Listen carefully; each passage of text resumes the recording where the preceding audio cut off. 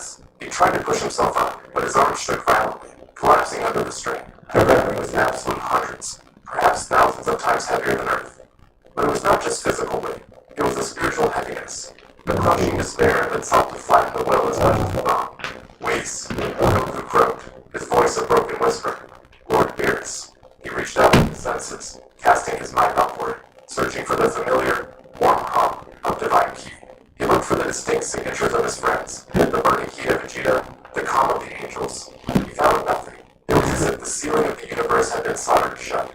The connection to the Kaioshins, to the god of destruction, even to the Dragon Balls. It was all severed. He was a singular point of light, drowning in an ocean of ink.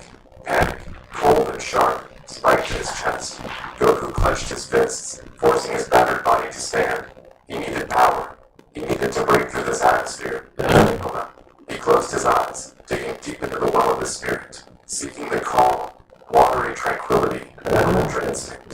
He tried to quiet his heart, to let his body move on its own, but the realm rejected it.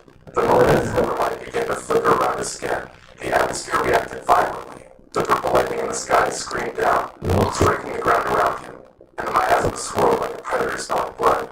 The silver light sputtered and died, the tranquility shattered. Goku felt a wonder, coughing up blood.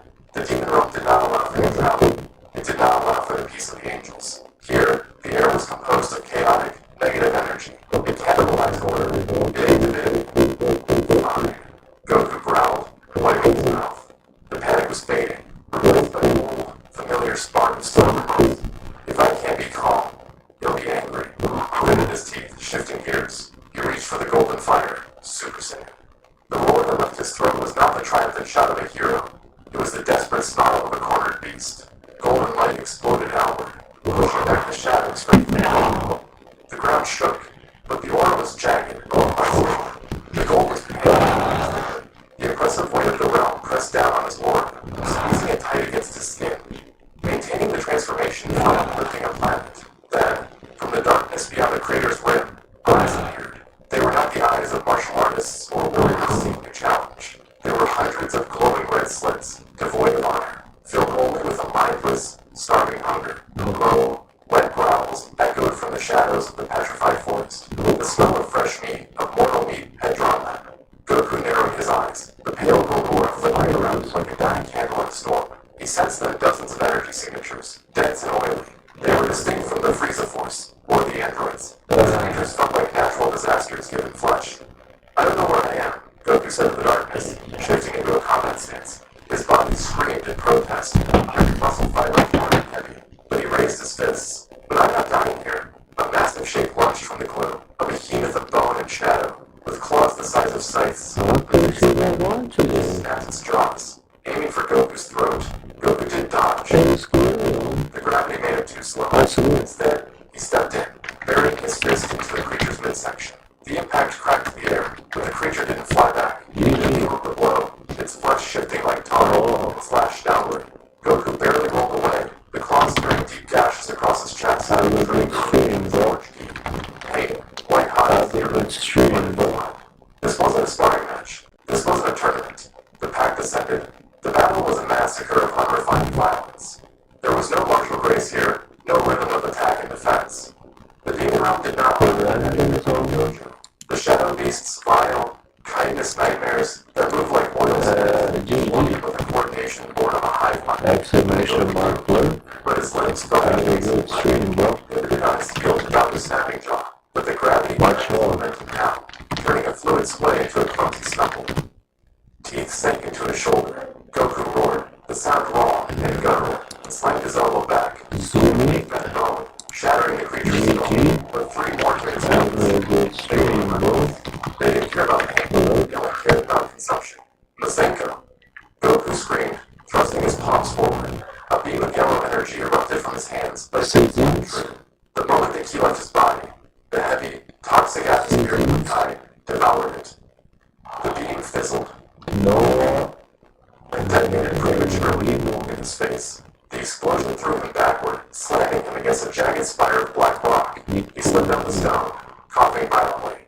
Smoke rising from his scorched skin.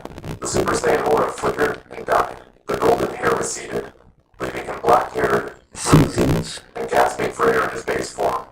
The drain was impossible. The realm was leeching his life force just by existing. I can't use blasts. Goku realized his body wasting enemies of pain. Stream. The air is too dense. Exclamation mark I word. have to keep it inside. Time Seasons. circled up, sensing the drop in power. They chilled, a sound like dry leaves, scraping on stone. The Alpha, the one he had struck first, reformed his burrow Watch all seasons. singing wet crunch. It loomed over him. Fire was dripping from a claw that seemed to split his head in two. Goku looked up, one eye swollen shut. His body was screaming for him to lie down, to sleep, to let the darkness take him. But deep in his chest, beneath the exhaustion and the fear, the same spark refused to extinguish. It burned hotter than the face of death. Forced himself to stand. His legs trembled, threatening to buckle. But he locked his knees. He raised his fists, not in the Morpheus hands, but in the brawler's hand. Come on, he wheezed, blood staining his teeth. Is that all you've got? The Alpha shrieked and lunged. Goku didn't try to dodge this time. He stepped into the range of death. He concentrated every ounce of his being, not into a blast, but into a microscopic point on his rainbow. He abandoned defense. He abandoned survival. Exclamation Chose destruction. His fist met the creature's chest. Dragon fist. There was no golden dragon, no spectral avatar, just a shockwave of concentrated physical force that defied the crushing gravity. The impact was absolute. The Alpha didn't just break, it liquefied. The force of the punch blew a tunnel through the beast's torso and sent a shockwave rippling through the pack behind it, knocking him off their feet.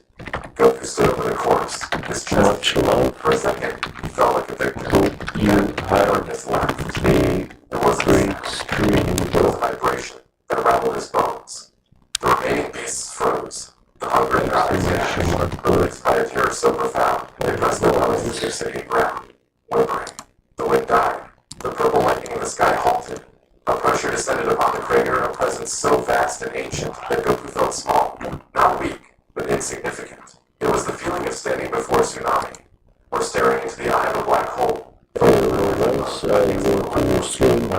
She did not fall. She descended, as if the gravity obeyed her personal command. She was tall, her skin the color of pale moonlight against the eternal light of the realm.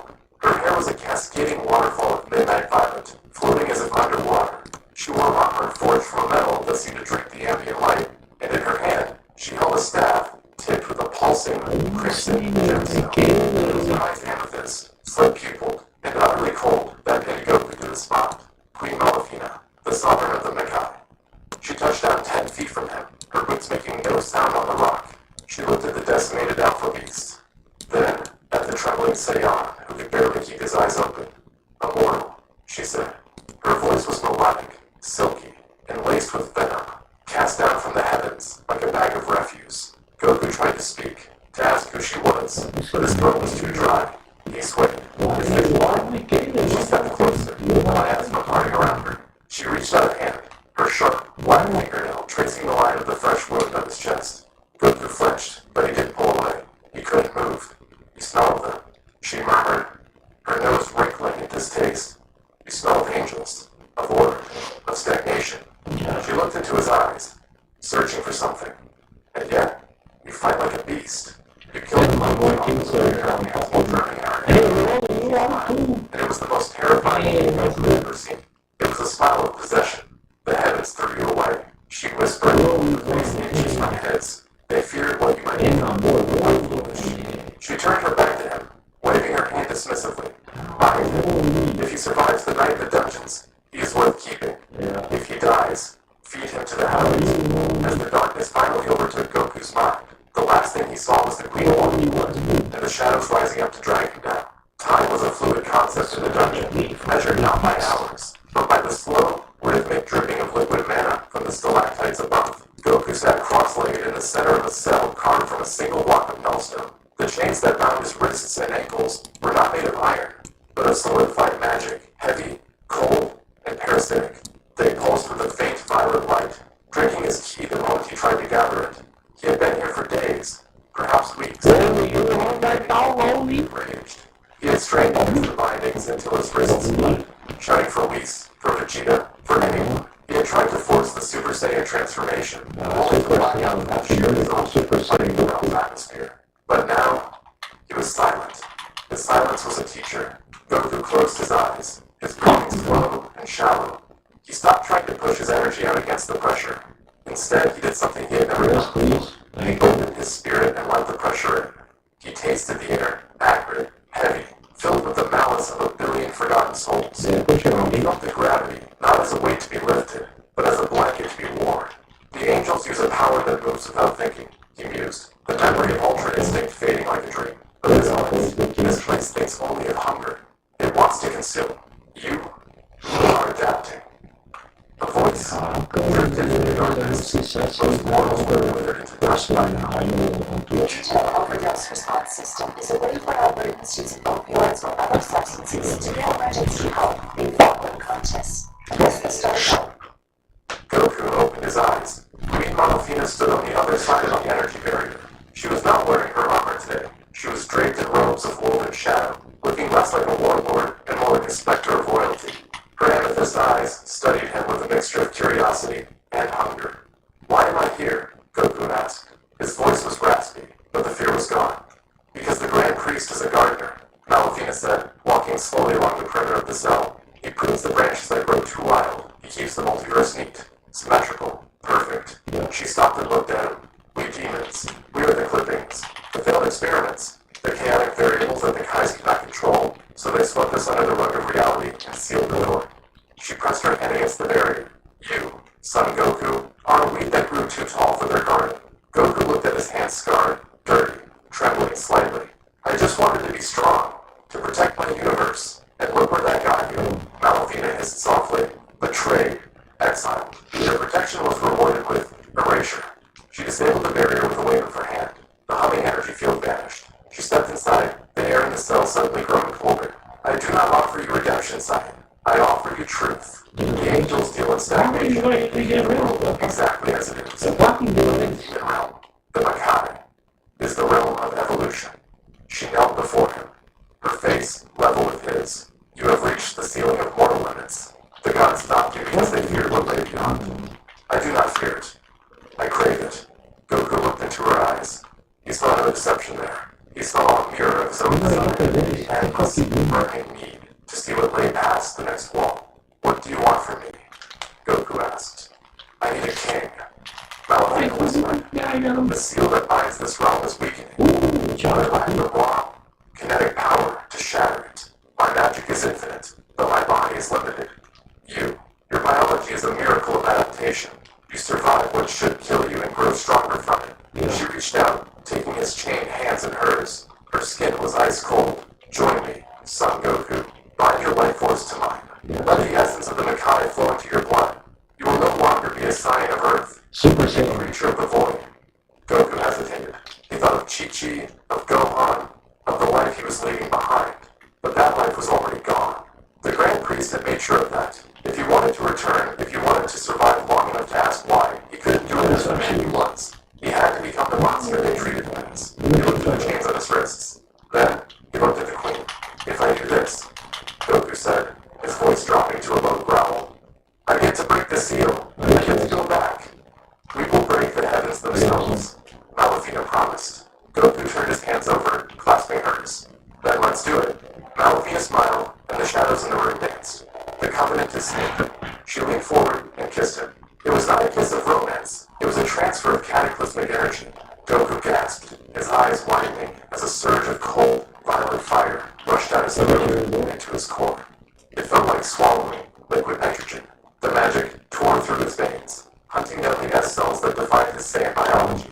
But it didn't destroy them, it mutated them. The chains on his wrists shattered. Goku screamed as his body arched off the floor. His heart hammered against his ribs, beating a new, erratic rhythm. The golden light of the Super Saiyan flickered deep within him, but it was being drowned, suffocated by the purple tide of the Makai. The struggle between the two energies was agonizing. His muscles swelled, tearing and knitting back together in seconds. His bones craved under the strain of a reconfiguration. Let it in. Malafina's voice echoed in his mind. Do not fight the chaos. Become it. Goku surrendered. He stopped trying to maintain the purity of his kingdom. He grabbed the darkness and pulled it into his soul. The explosion blew the roof off the dungeon. A pillar of energy, black at the core, rimmed with crimson lightning, erupted from the castle, piercing the eternal gloom of the demon realm sky. The shockwave flattened the surrounding city, sending demons and beasts tumbling like ragdolls. In the center of the swirling vortex, the smoke cleared. cleared. Goku stood, but he was changed. His ki was gone, replaced by the natural manifestation of his ki, the shadowy, obsidian armor that clung to his chest and legs. His hair remained black, but it defied gravity, spiking up sharper, wilder, longer than before, flowing like a mane. His tail, long severed, had regrown, thrashing behind it like a whip, covered in dark, coarse fur, but it was Izzor that terrified. It was not the tranquil water of Ultra Instinct, nor the raging fire of Super Saiyan. It was a dense, heavy crimson, the color of dried blood. Goku opened his eyes. The warm black pupils were gone. His eyes were now golden yellow, with the slit pupils of a demon, set in pools of black sclera. He looked at his hands, watching the crimson lightning arc between his fingers. He clenched his fist, and the air cracked like a whip. He felt heavy, grounded, and infinitely powerful. Malafina stood amidst the rubble, her robes fluttering in the gale of his power. She looked at him with reverence. "My king," she breathed. Goku turned to her. A grin spread across his face, not the goofy smile of the Earthling, but a wolfish, predatory baring of teeth. "I feel," Goku spoke, his voice layered with a subsonic growl. "Unbound."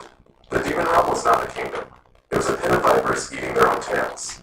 For eons, the Magai had been divided into 7 circles, each ruled by a warlord of unfathomable cruelty.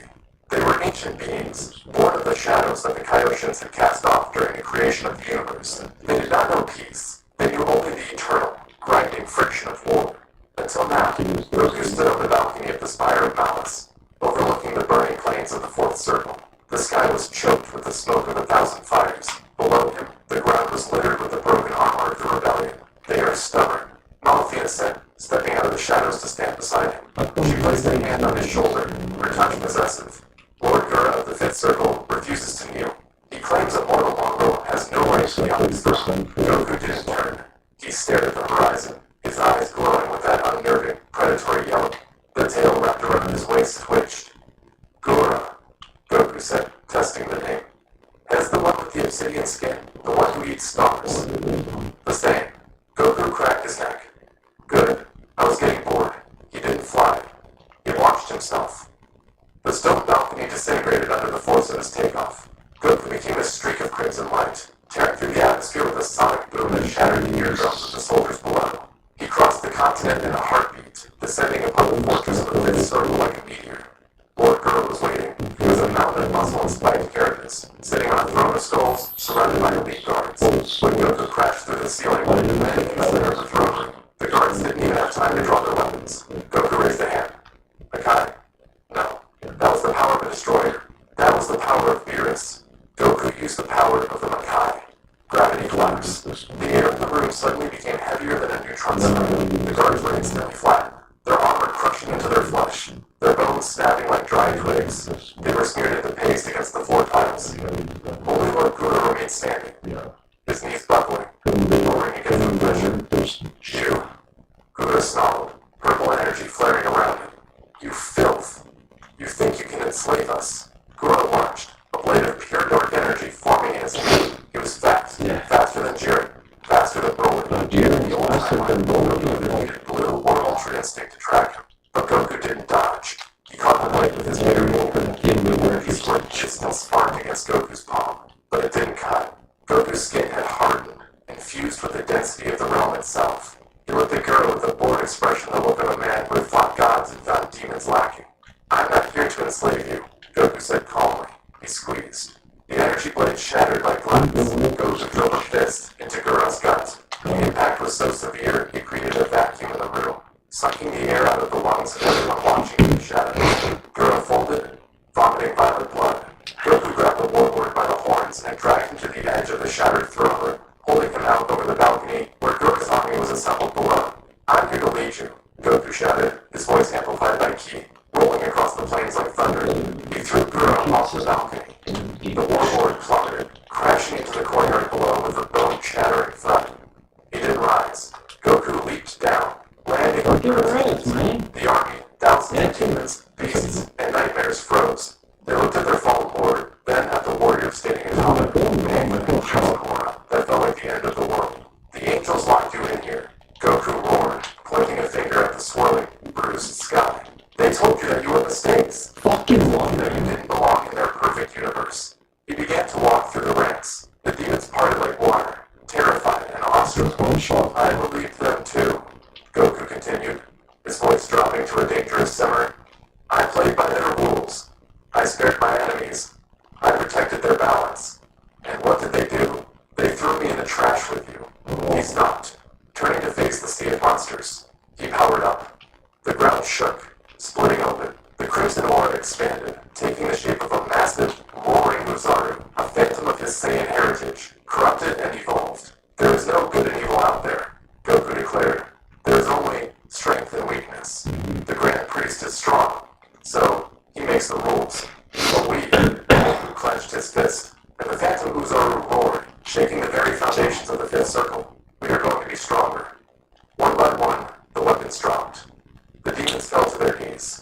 It wasn't a surrender. It was an act of worship. They had found something harder than the Nullstone, something fiercer than their hunger. They had found a god of their own. Alafina landed beside him, her eyes shining with triumph. The seven circles were united. The civil wars were over. The army is yours, my king, she whispered. What is your command? Goku looked up to the sky, at the invisible barrier that separated the Kai from the shore side.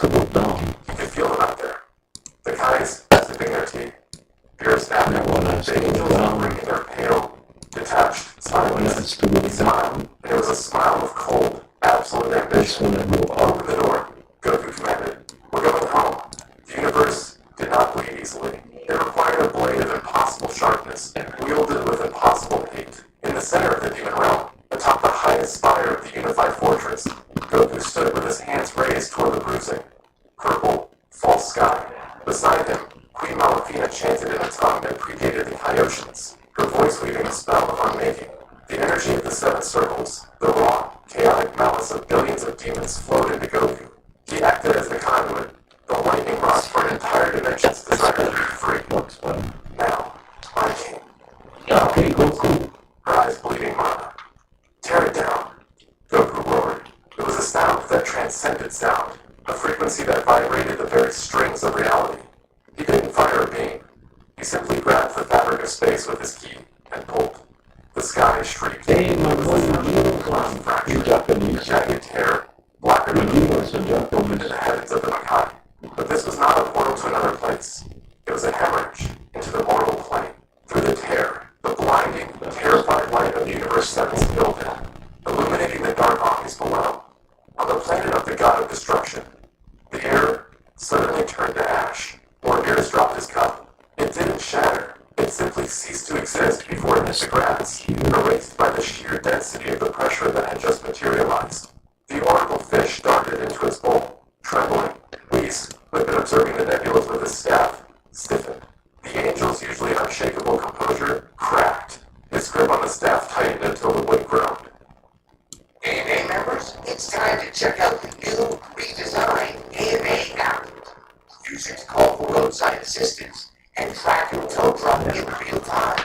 Join AMA online communities and connect with fellow Albertans. Oh dear, Whis murmured, his voice lacking its usual lilt. It seems my father's judgment was premature. What is that? Vegeta demanded. The Prince of Saiyans was mid-train, shirtless, sweat glistening on his forehead. He had felt a key so familiar it made his heart skip, yet so corrupted it made his stomach turn. It felt like he had corrupt, but stripped of all warmth, all mercy, all light. It felt like Kakarot if he had been hollowed out and filled with tar. It's coming from the seal of the Makai, nearest realm. His ears aligned against his skull. Purple Makai energy flared around his body instinctively. Something has broken the lock. Not something, Vegeta whispered, looking up at the sky where a massive, spider-web crack was forming in the atmosphere of their world. Someone, the sky above Beerus' planet shattered. It didn't rain. It poured darkness. A column of violet and crimson energy slammed into the surface of the planet, vaporizing the ancient forests and boiling the lakes. The shockwave knocked Vegeta off his feet, sending him skidding through the dirt. As the dust settled, a figure walked out of the crater. He wore the obsidian armor of a warlord. His tail lashed behind him. His eyes were the yellow of a predator, and his aura was a heavy, suffocating weight that pressed the god of destruction's planet down into its orbit. Kakarot. Vegeta breathed, standing up. He wiped the dirt from his face, his eyes widening in horror. What have you done? Vegeta. There was no recognition of friendship in those eyes, only a cold calculation of strength. Malafina stepped out of the shadow behind him, her hand resting possessively on his arm. Kakarot is dead, Goku said. His voice was deep, echoing as if two people were speaking at once, the Saiyan and the demon. The Grand Priest killed him. I am what survived. You look like a monster, Vegeta spat, clenching his fists. Royal blue energy ignited around him, evolving instantly into the violet flames of Ultra Ego. His eyebrows vanished, his hair turning a deep purple. He tapped into the power of destruction to counter the pressure. You allied yourself with the trash of the cosmos. For what? Revenge. For freedom. Vegeta, Goku replied calmly. He took a step forward, and the ground cracked. We spent our lives dancing for the gods, begging for tournaments, hoping they would erase us on a whim. I'm not asking for permission to exist, so you'll destroy everything instead. Vegeta roared. That's not freedom. That's madness. Vegeta launched himself. He moved faster than light, a blur of destruction aimed squarely at Goku's head. His fist waved in Hawkeye energy, connected with Goku's jaw. The impact was cataclysmic. It should have taken Goku's head off. Goku didn't even blink. He stood there, taking the full force of a god of destruction's power on his face. The ground beneath them disintegrated for miles, but Goku didn't move an inch. The crimson aura around him acted like a dense armor, absorbing the blow, eating the Hawkeye energy. Vegeta's eyes widened. Impossible. Is that it? Goku asked. Goku moved his hand. It wasn't a punch. It was a backhand. A dismissive slap. But backed by the physical strength of the demon realm, it hit Vegeta like a collapsing moon. Vegeta was launched into the horizon, crashing through 3 consecutive mountain ranges before coming to a halt in a pile of rubble. Beerus stepped forward, his eyes narrowing. You dare strike a candidate for destroyer on my planet? You have grown arrogant, Saiyan. And you have grown complacent, Cat. Goku retorted. He turned his gaze to Whis. I'm not here for you, Beerus. You're just another servant. I'm here for the one who holds the leash. Whis floated down, placing himself between Goku and Beerus. The angel's face was grave. Goku, Whis said softly, you have fused your soul with the Makai. You know that energy is unsustainable. It consumes the vessel. You are burning your own existence to fuel this rage. Better to burn than to fade away. Goku snarled. The crimson aura flared higher, twisting into the shape of dragons and demons. Open the path to the Grand Priest, Whis, or I will burn this universe until the ash chokes him in his palace. I cannot do that, Whis said, raising his staff. You are violating the laws of nature. Then it will change the laws. Goku raised his hand toward the tear in the sky. Legion, descend. From the crack in the heavens, the eyes appeared, thousands of them. The armies of the 7 circles, the shadow beasts, the ancient warlords, they poured through the breach like a plague of locusts, darkening the sun of Beerus' womb. They didn't attack. They waited, hovering in the air, a silent testament to the new order. Vegeta pulled himself from the rubble, blood streaming down his face. He looked at the sky, filled with monsters, and then at his rival, who stood like a dark god amidst the chaos. The rivalry was over. This was war. You are the Grand Priest.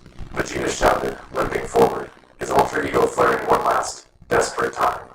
You'll have to step over my dead body against the lift, Kakarot. Goku looked at Vegeta with a trace of sadness, the only human emotion he had shown since his arrival. Don't make me kill you, Vegeta, Goku said quietly. You're too small for this battle. He turned his back on the prince and looked up at the angels. The time for talk was done. He began to power up, and this time, he didn't stop.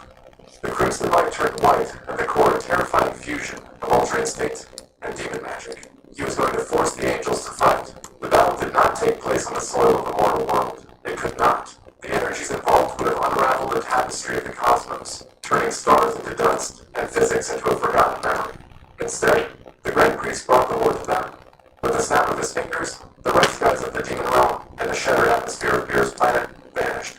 Goku, Malafina, and the endless sea of the demon army were instantly transported to the world of void, the infinite, sterile, white expanse, where the tournament of power had once decided the fate of universes. But now, there were no spectators in the stands. There was only the floating palace of all, suspended in the nothingness, and the lone, diminutive figure standing before its gates. The Grand Priest waited. His hands were clasped behind his back, his halo shimmering with a terrifyingly perfect light. Behind him, the 2 Omni Kings, the Xenos, watched with wide, curious eyes, floating in their chairs. They did not look afraid. They looked entertained. Goku stepped forward, The arena forming beneath his wings was blocked. The silence of the void was heavy, but the roar of his crimson aura pushed it back. You summoned us, Goku said, his voice echoing in the infinite light. I removed the stain from the living universe to prevent it from spreading. The Grand Priest replied, his tone pleasant, almost fatherly. I admit, son Goku, I miscalculated. I thought casting you into the compost pit of reality would decompose you. I did not expect you to conquer the bacteria and leplasm. You call it bacteria, Goku said, clenching his fists. The crimson lightning crackled, turning black at the edges. I call it the half of the universe you tried to hide. You want a world of only light, Priest. A light without shadow, light. Order requires pruning, the Grand Priest said, his smile fading. And you have grown wild. The Grand Priest did not power up. He simply existed. And then, he was everywhere. Goku didn't see him move. One moment, the priest was 50 yards away. The next, a palm was pressed against Goku's chest. Be gone. A blast of white erasure energy, pure, absolute, and erasing, fired point blank. It was the same light that had banished Goku before. It was the power to edit reality. But this time, reality refused to be edited.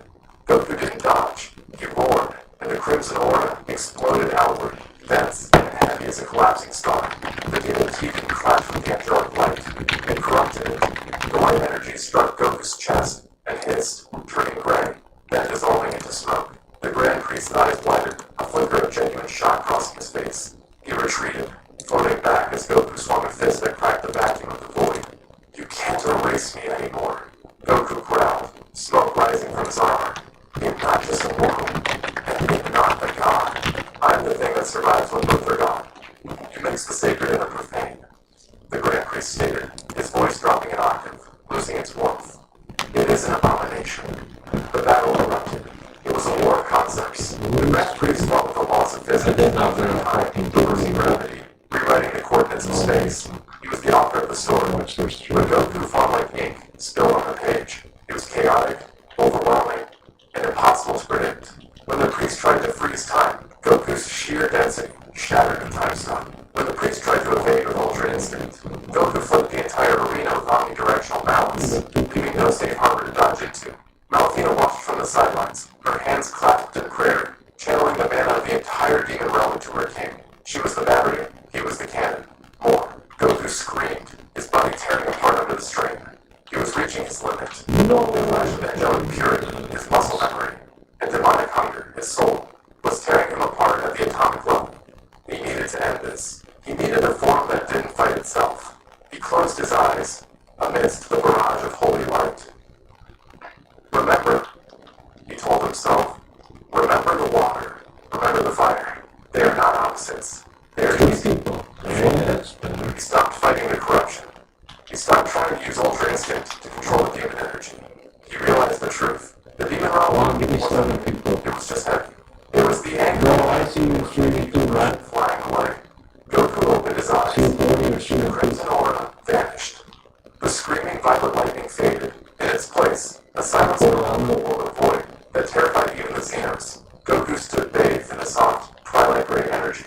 It was neither light nor dark. It was the color of the horizon between day and night. His hair remained black, but shimmered with a starlight gloss. His eyes were mismatched, one the silver of the angels, the other the vertical foot amethyst of the demon kings. True balance. What is this? The Grand Priest whispered, halting his attack. The middle path. His voice was calm, layering the tranquility of the angels with the absolute authority of the demons. Goku moved. He didn't teleport. He simply arrived. He was in front of the Grand Priest, his fist buried in the angel's stomach, before the image of him moving had even registered. The Grand Priest gasped, his eyes bulging. The blow didn't send him flying. It grounded him. It forced the weight of mortality, of pain, of existence, into the angel's perfect body. Goku spun, going like a round shell kick that the Grand Priest wanted was forward, but even kind of shattered the angel's halo. The ring of light broke into shards of glass, chiming as they fell into the floor. Goku grabbed the Grand Priest by the collar of his divine robes and pulled him close. The twilight energy swirled around them, a vortex of gray. The universe hates the dark, Goku whispered, his mismatched eyes boring into the priest's soul. Without it, your light means nothing.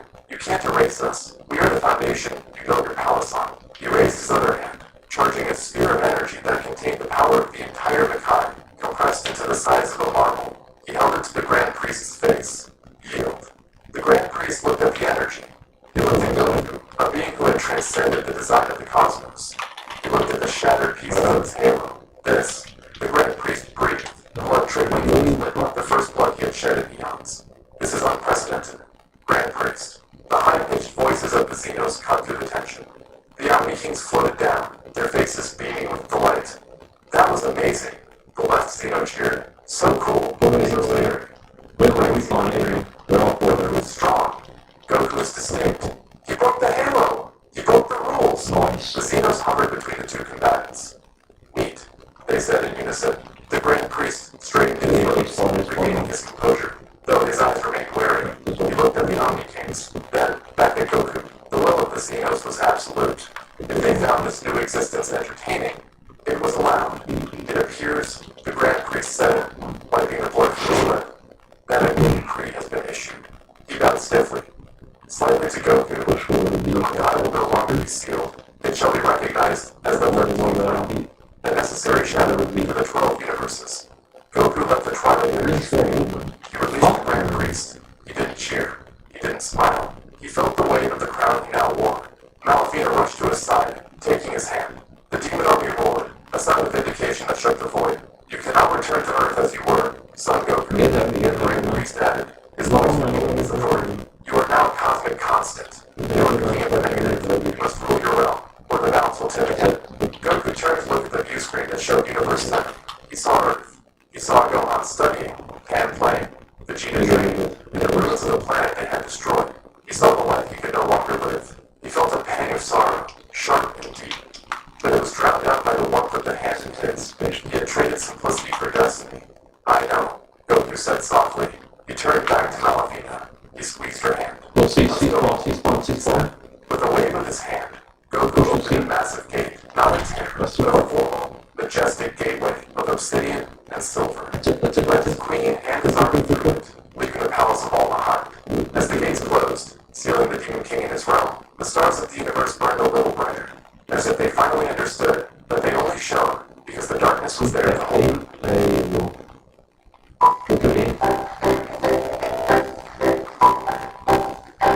Services.ca Pirate Net.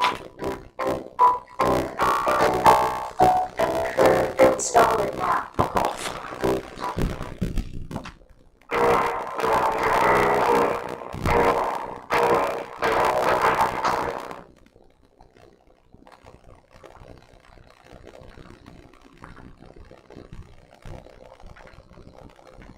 The sound was not an explosion.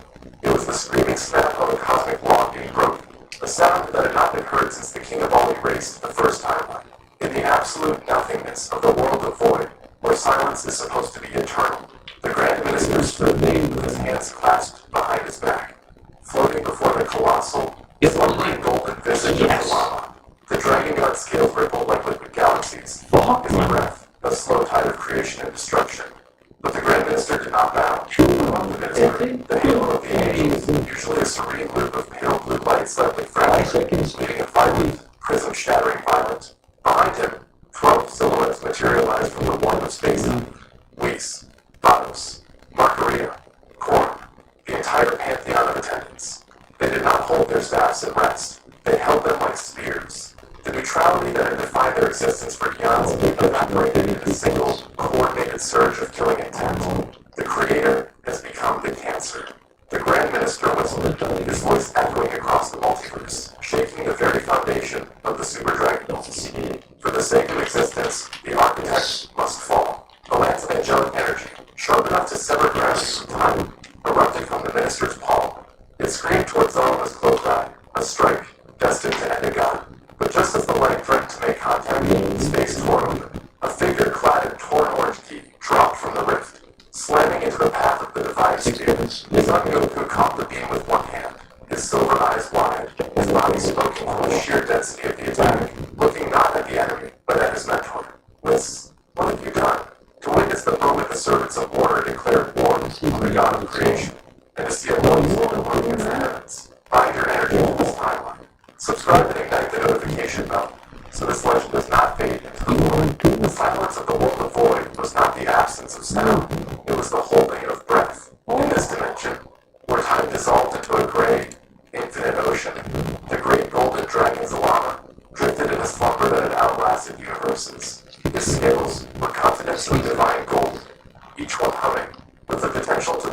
galaxy, or swallow a timeline. He was the root from which the miracle of the Super Dragon was, the architect of possibility itself.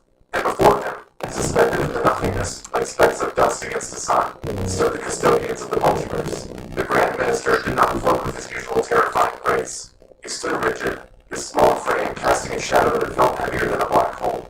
Behind him, arranged in a perfect, geometric phalanx, were his children, the angels of the 12 universes, Whis, Vados, Korn, Margarita, Cus, every attendant who had ever taught a god of destruction. The meaning of restraint was present. But the serenity that usually defined their existence had curdled into something sharp and cold. The halos hovering around their necks, typically the soft blue of tranquil water, were flickering. They pulsed with a discordant, violent rhythm, the color of bruised white. It is calculated. The Grand Minister spoke, his voice devoid of malice yet terrifying in its flatness. He was not speaking to his children, he was speaking to the cosmos itself, offering a justification for the cardinal sin he was about to commit. The Creator's dream has become a fever. Zalmat's awakening is no longer a renewal. It is a reset. To save the structure of the multiverse, the architect must be dismantled. Whis, standing at the right hand of his father, tightened his grip on his staff. His face, usually a mask of polite amusement, was drawn tight with a sorrow so profound it seemed to warp the space around him. He looked at the sleeping dragon, then at his siblings. They were not warriors, they were gardeners, and they had decided that the great tree of creation was diseased at the root. If Salam awoke, the unchecked surge of creation energy would override the meticulous order the angels had maintained for eons. They were choosing the cage over the jungle, safety over potential. Father, Vados whispered, her voice trembling almost imperceptibly. Is there truly no other path? To strike the Supreme Creator is to invite the collapse of our own law. The law exists to preserve existence. The Grand Minister replied, his eyes narrowing into slits of glowing lavender. When the law becomes the instrument of extinction, treason becomes duty. Prepare yourselves. The Grand Minister raised his hand. The void shivered. A lance of energy materialized above his palm, not the destructive spear of a destroyer, nor the key of a mortal, but a concentrated needle of pure erasure. It was a technique forbidden, even in whispers, the angel's guillotine. It was designed to sever the link between a deity and their divinity. Forgive us, the Grand Minister murmured. He threw the lance. It moved faster than instant transmission. A beam of absolute finality that ignored distance, bypassing the concept of travel to simply arrive at its target.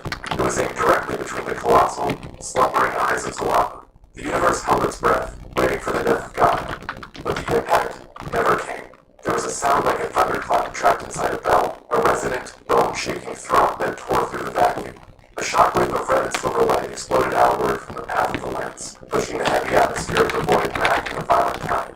The angels shielded their eyes, their perfectly aligned formation breaking for a fraction of a second. When the light faded, the lance was gone. Drifting into space between the Grand Minister and the sleeping dragon was a figure no larger than an insect compared to the gods around him. He was smoking, his orange gi torn at the shoulder, his skin searing red from the heat of the interception. Son Goku stood there, one hand raised, his palm trembling as he dissipated the last remnants of the Grand Minister's erasure energy. He wasn't in Ultra Instinct, he wasn't in blue, he was in a space form, but his aura was flickering violently, struggling to metabolize the sheer density of the attack he had just caught. He lowered his hand, shaking the numbness from his fingers, and lifted his head. His eyes were silver, the silver of the technique the angels had taught him, but they were burning with a confusion and betrayal that broke the stoic mask of the state. Whis, Goku said, his voice rough, echoing in the silence. He didn't look at the Grand Minister. He looked only at his teacher. You told me angels don't take sides. You told me you just watch. Whis lowered his gaze, unable to meet the eyes of his student. Goku-san, please, you must step aside. This does not concern mortals. This is a matter of cosmic hygiene. Hygiene. Goku repeated the word as if it tasted like ash. He gestured behind him, toward the sleeping face of the dragon. You're trying to kill him in his sleep. I don't know much about cosmic laws, but I know that isn't justice. That's just murder. The Grand Minister floated forward, his expression unreadable. It is a necessity. Son Goku, Ultraman is a wildfire waiting to spark. If you waste, everything you love, your Earth, your family, your timeline, will be consumed by the chaos of the Earth. We are saving you. Now, move, or be erased, along with the past. Goku looked at the 12 angels, beings of infinite grace, who had trained him, fed him, and guided him. He saw the cold logic in their eyes. They genuinely believed this was the only way. They were machines of order, terrified of reflect the messy, uncontrollable nature of true creation. Goku clenched his fists. The silver in his eyes hardened, and the heat rising from his body began to warp the space around him. He shifted his stance, placing himself firmly in the center of the Grand Minister's path. I don't care about your calculations, Goku said, his voice dropping to a growl that vibrated with the stubborn, unbreakable will of a Saiyan. If he wakes up and threatens the world, you'll fight him then, but I won't let you kill him while he's dreaming. If you want him, you have to go through me. The Grand Minister sighed, a sound of infinite disappointment. A pity, the High Priest said, raising 2 fingers. I had hoped to spare the one mortal to touch the domain of the gods, but if you insist on standing with the chaos, you shall perish with it. Children, remove the obstruction. The command hung in the vacuum, absolute and terrifying. Remove the obstruction. There was no war cry. There was no flare of war. There was simply a displacement of reality. One moment, the 12 angels were hovering in their phalanx. The next, they were gone. Goku's instincts, honed by decades of battles against tyrants and gods, screamed a single, white-hot warning. He didn't think. He let his body take the lead. His hair flashed completely silver, the heat of perfected Ultra Instinct roaring like a down by 34. the streets forced up violently to the left, avoiding a strike that wasn't there yet. Under a second later, the air occupied by his head occupied, split apart. Valence was there. Her staff hummed as it sliced through the space he had just vacated. The movements made fillers with an advanced step. Before Goku could counter, a pressure tapped his spine with a gentle touch, almost affectionate, but it carried the kinetic force of a crashing moon. Goku gasped, his eyes widening as he was launched forward, tumbling through the void. He righted himself instantly, skidding against the friction of the nothingness, but before he could lock his stance, the others were upon him. It was a nightmare of geometry. Margarita and Korn attacked him and alone, their staffs locking together to form a scissor of divine light. Goku roared, flooding his ki to create a shockwave, forcing them back inches. He backflipped, his movements leaving after him inches of silver light. But every place he landed, an angel was waiting. They weren't fighting him. They were pruning him. Why are you struggling, Goku? The voice was right beside his ear. Goku swung a backhand, his fist wrapping in the dragging fire of his own spirit. But his wrist was caught. Whis held him, not with effort, but with the casual grip of a teacher correcting a student's posture. Goku looked into Whis' eyes. There was no anger there. Only a terrible, devastating pity. You are using the technique of the angels against the angels, Whis said softly. He twisted his wrist, and Goku felt his entire arm go. The key was severed instantly. We taught you to move without thinking, but you are still feeling. Goku, you are fighting for a cause. That is why you are slow. I'm fighting for a friend. Goku grit his teeth, forcing his body to override the paralysis. He snapped a kick upward, aiming for Whis' halo. Whis tilted his head a fraction of an inch. The kick passed harmlessly through the air. Salama's not your friend. He is a force. Does the ant befriend the storm? Whis tapped his staff against Goku's chest. The impact didn't break bones. It bypassed the physical entirely, sending a shockwave directly into Goku's spirit. The silver light in Goku's eyes flickered and died. He plummeted, the breath driven from his lungs, crashing onto an invisible plane of solidified energy the Grand Minister had manifested. Goku coughed, blood spattering against the invisible floor. He pushed himself up on trembling arms. The silver hair faded, leaving him panting in his base form, the black spikes of his hair matted with sweat. He looked up. The 12 angels formed a circle around him, high in the air, their silhouettes framed by the colossal, golden scales of his sleeping Salam. They looked like stars surrounding a dying heaven. Son of a bitch. Vano said, her voice echoing from everywhere at once. You have reached the pinnacle of mortal power, son Goku. We are proud of you. Truly. But your Ultra Instinct is a borrowed candle. Ours is the sun. Goku wiped his mouth.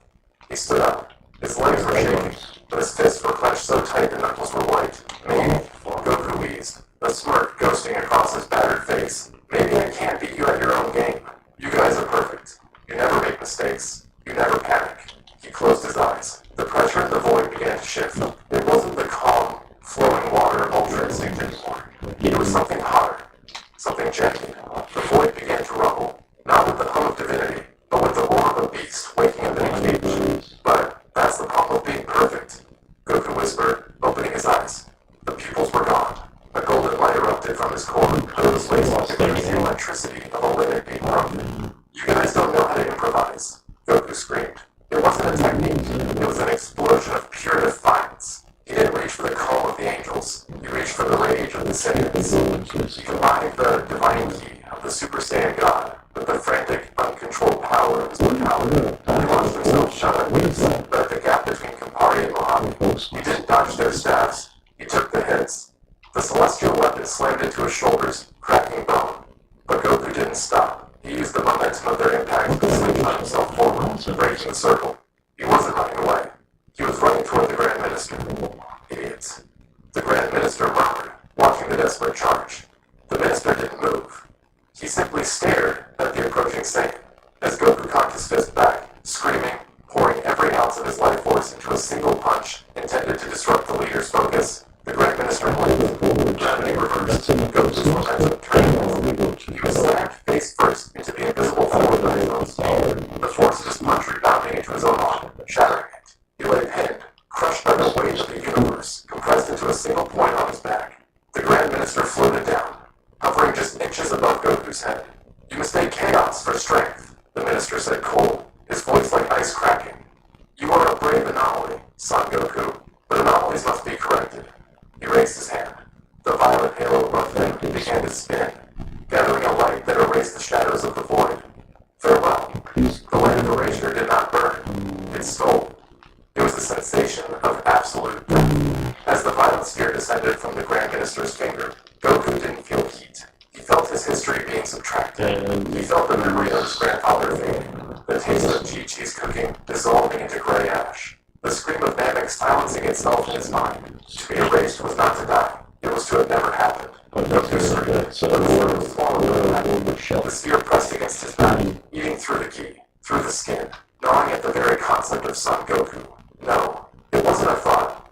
It was a refusal, deep in the marrow of his bones, where the Saiyan biology held its most ancient, stubborn code.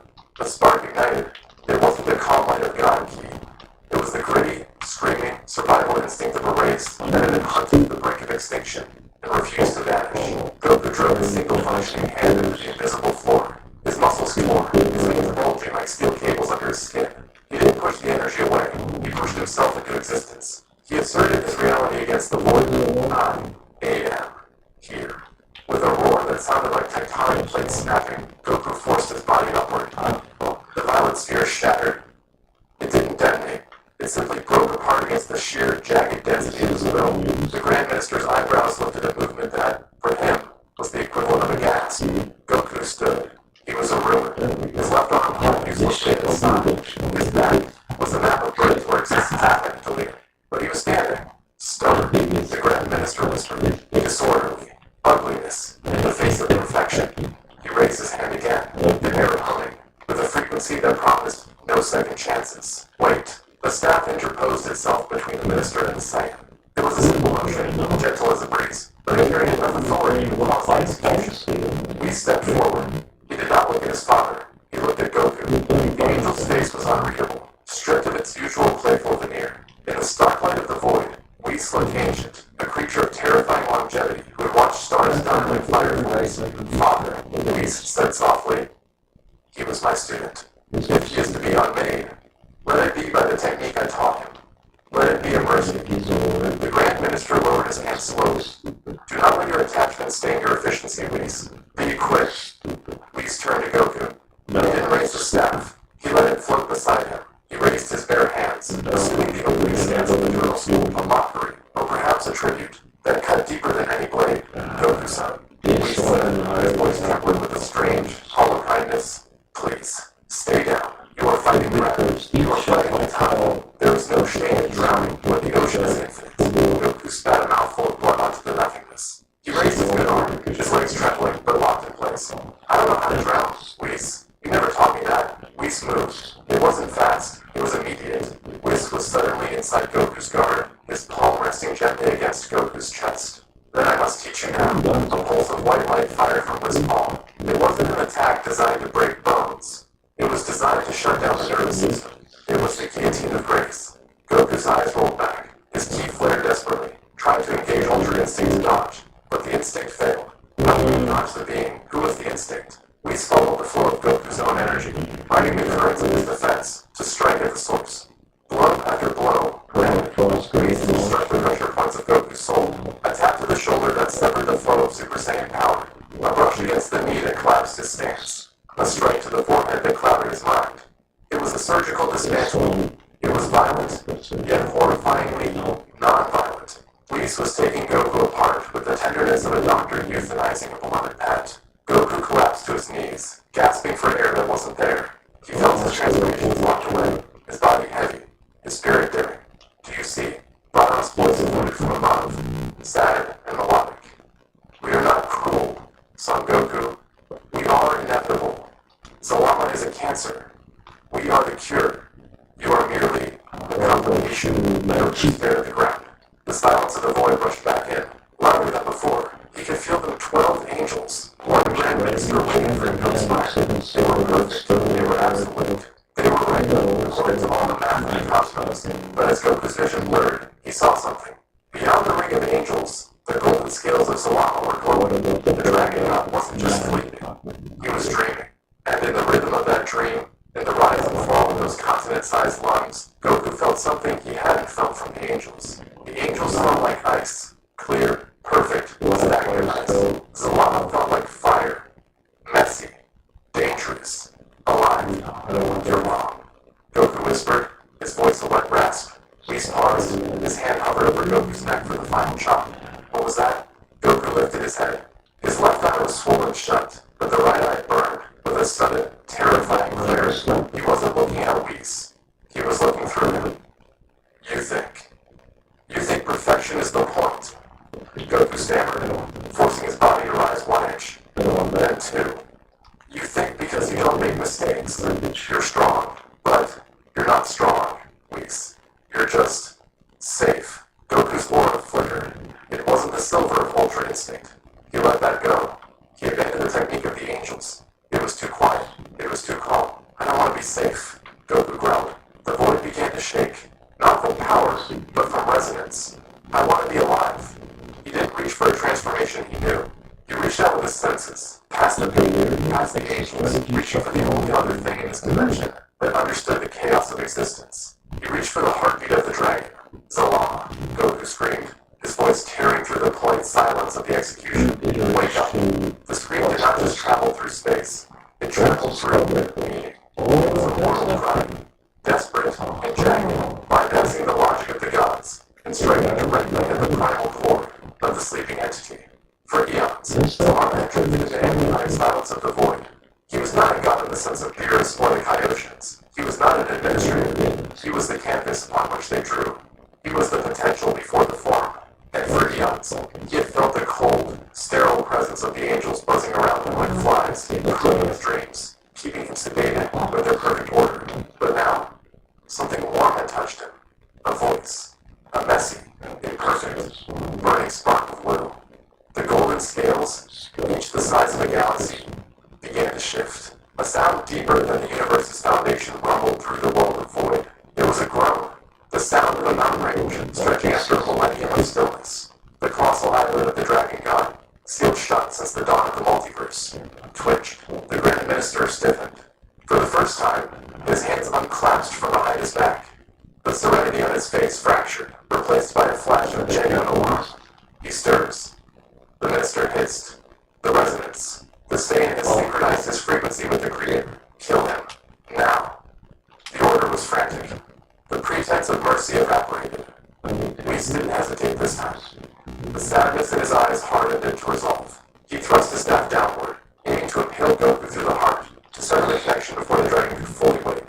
The tip of the staff glowed with the light of a supernova condensed into a single point. But the staff never reached Goku's chest. A wall of golden light erupted from the ground beneath Goku's feet. It wasn't a barrier of ki. It was a physical manifestation of reality being rewritten. When his staff struck the gold and shattered, the divine instrument, forged from the oldest matter in the cosmos, snapped like a dry twig. Whis recoiled, staring at the broken halves of his staff in disbelief. Goku stood in the center of the pillar of light. He wasn't doing it. He wasn't powering up. He was being filled. Zalama was not waking up to fight. He was waking up to answer. The dragon god, sensing the tiny creature defending him, was pouring his own boundless, chaotic energy into the vessel that had called his name. Stop him. The Grand Minister roared. Formation.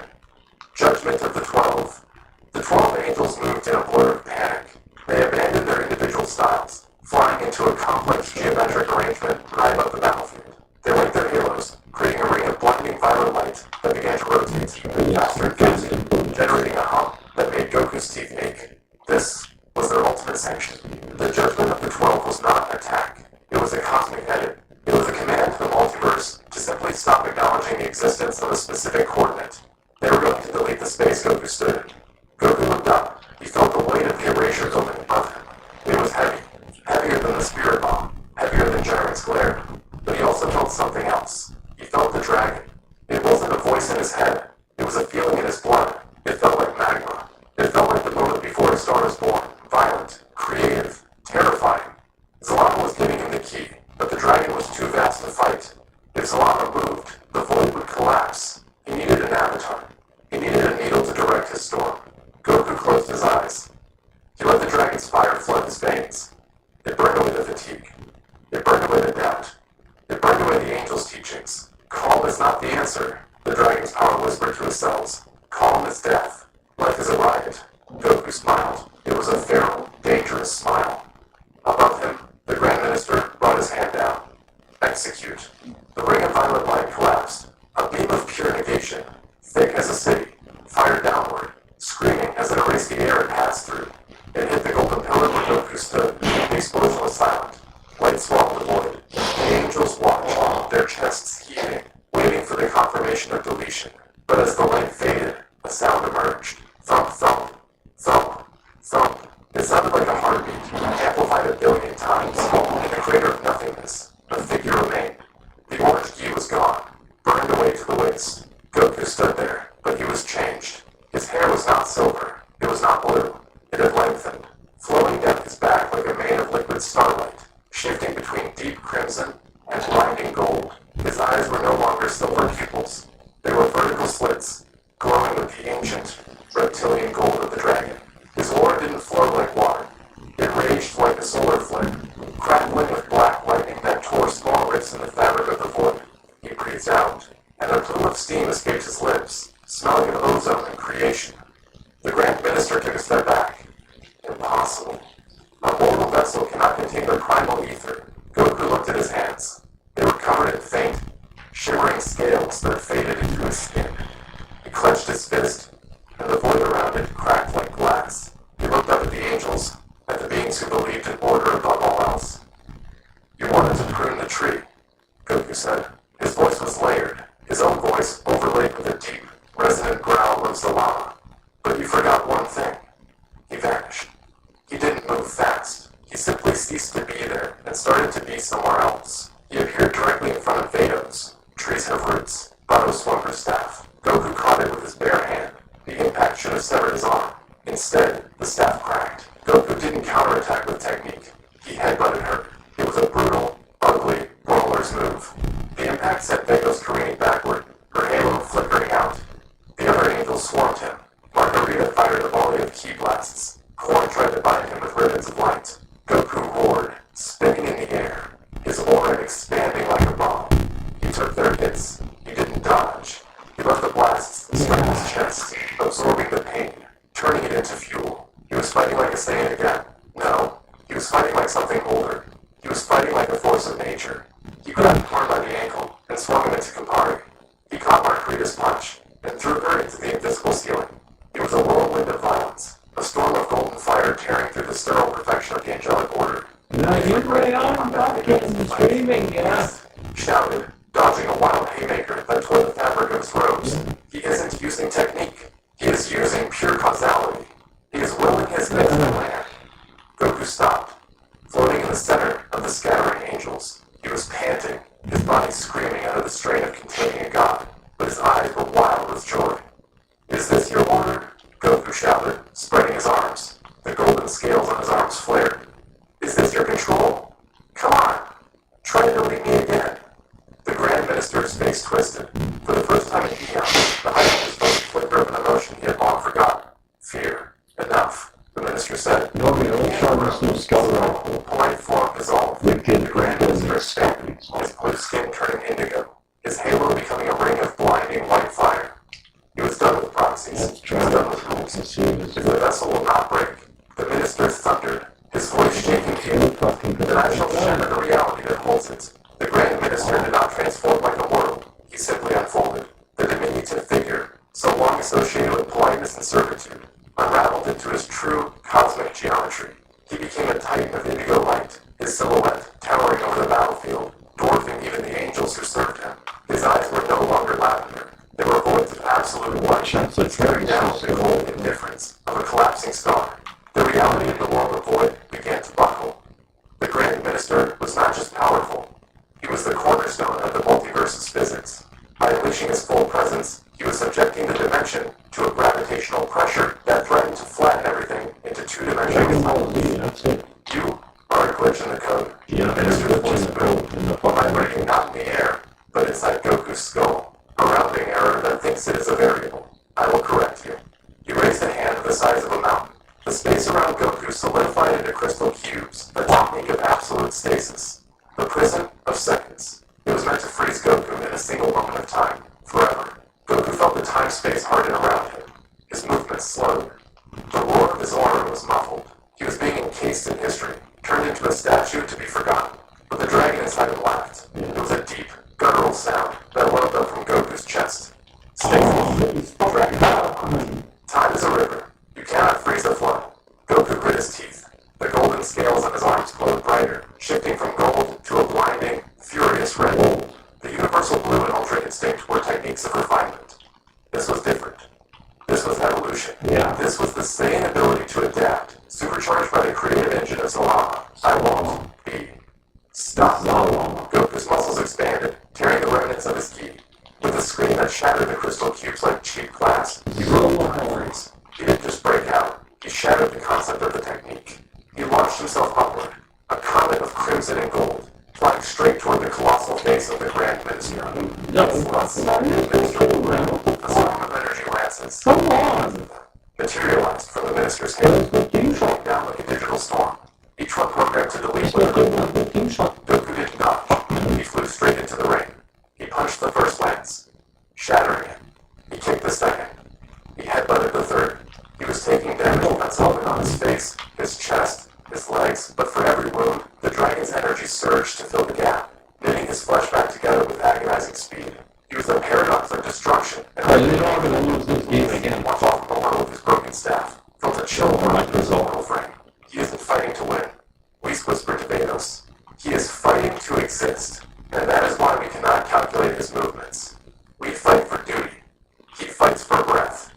Goku broke through the barrage. He was battered, bleeding, his body smoking, but he was right in front of the minister's face. The Grand Minister's giant eye widened. Goku pulled his fist out of his arm, forming the spectral head of a dragon that roared. Dragon, fist. The punch didn't hit the period of authority that surrounded him.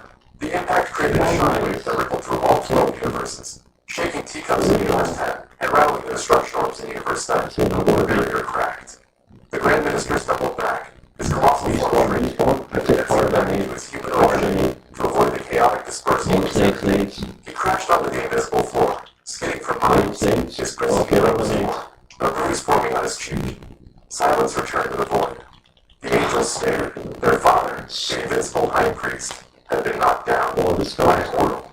Goku dropped from the sky, landing heavily on one knee. The crimson light faded, leaving him panting. The golden scales were seeping into his skin.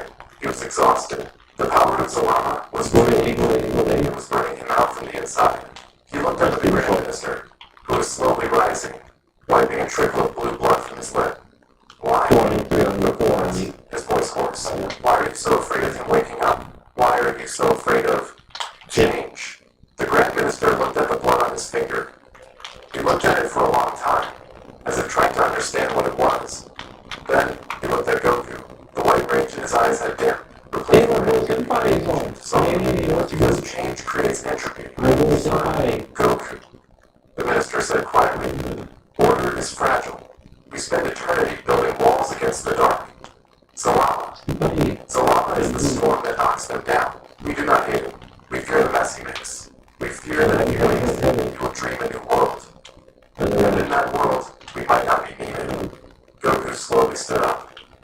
He staggered, almost falling, but caught his balance.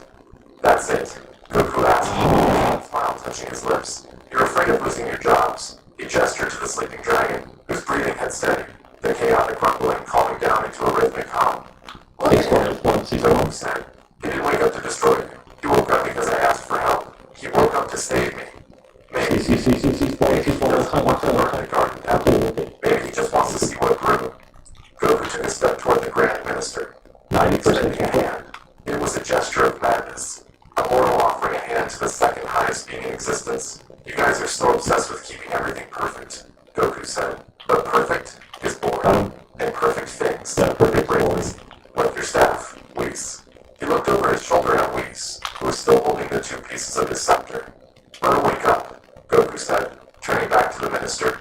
If he goes crazy, if he tries to destroy everything, I promise, they'll be there to stop him. We'll fight him together. But don't kill him for what he might do. The Grand Minister looked at Goku's hand. He looked at the bruised, battered, imperfect mortal who had just punched God in the face and was now offering a truce. The violet halo above the minister's head flickered. And then, slowly, it dimmed. The Grand Minister sighed. The sound was like a gale wind dying down. The logic of mortals, the minister murmured. It is flawed. It is emotional. It is dangerously optimistic. He looked up at the sleeping Zalama. The dragon's eye was open a crack. A single, golden pupil was watching them. It wasn't the eye of a monster. It was the eye of an artist looking at his work. The Grand Minister closed his eyes. But, perhaps, the minister whispered, logic has reached its limit. The hand remained extended, with the scarred, calloused hand, trembling slightly from the aftershocks of channeling the Creator God. It was the hand of a grandfather, a farmer, and a warrior. Against the backdrop of the infinite void of the terrifying mystery of the celestial hierarchy, it looked absurdly small. The Grand Minister did not think to do so would be to collapse the distance between the administrator and the subject, a violation of protocol that could not be undone. Instead, he did something more significant. He bowed. There was a slight inclination of his head, barely a few inches, but in the language of the divine court, it was an undulation of earth-shattering magnitude. The halo above his head stopped spinning. The killing intent that had saturated the dimension evaporated, leaving the air cool and still. The calculation has been revised, the Grand Minister said, his voice returning to its soft, precise tenor. The variable of will was underestimated. The rebellion was cancelled. Behind him, the 12 angels lowered their staffs. The tension left their bodies in a collective exhale that rippled through the ether. They looked at each other, then at the bruised Seiya, with expressions ranging from disbelief to a strange, quiet reverence. They had been prepared to kill a god to save the universe. They had not been prepared for a mortal to save the god. Then, the void shifted, Zalama moved. The dragon god did not move to roar or quake. He simply shifted his posture, the golden scales sliding over one another, with the sound of grinding tectonic plates. The colossal head lowered, descending from the upper reaches of the nothingness, until it hovered just yards away from the group. The eye that opened was larger than a solar system. It was a pool of liquid gold, ancient beyond reckoning. It focused on the angels, then on the minister, and finally, it rested on Goku. Zalama did not speak with words. Words were tools of limitation, boxes to put concepts in. Zalama spoke with truth. A sensation washed over them, not a voice, but a memory that wasn't theirs. They felt the coldness of the original nothingness. They felt the boredom of perfection. They felt the burning, messy, agonizing desire to create something that could surprise itself. Order maintains the garden. The thought resonated in their souls, heavy and warm like sunlight. But chaos makes it grow. You were right to fear the weeds, my children, but you were wrong to fear the bloom. The Grand Minister closed his eyes, absorbing the rebuke. It wasn't an angry condemnation. It was the gentle correction of a parent telling a child that they had held the burden too tightly. We sought to preserve the frame. The minister whispered to the dragon. We forgot the picture. Zalama blinked. A puff of cosmic breath washed over Goku, healing the cuts on his face, cooling the burns on his arms. The red and gold energy that had wreathed the Saiyan faded completely, leaving him in his base form, his black hair matted against his forehead, his ki hanging in tatters. Goku blinked, looking down at his hands. The power was gone, but the feeling of it, the limitless possibility, remained etched in his spirit. He says he's going back to sleep, Goku said, scratching the back of his head, his voice cracking with exhaustion. He says, he's tired. Dreaming of universes takes a lot of action. He speaks to you. He's floated forward, the broken halves of his staff vanished, replaced by a new one materialized from thin air. Not really speaks. Goku shrugged, swaying on his feet. Just kind of feels like he's not. He likes you guys, you know. He thinks you worry too much. Whis looked at the dragon, then at Goku. A small, genuine smile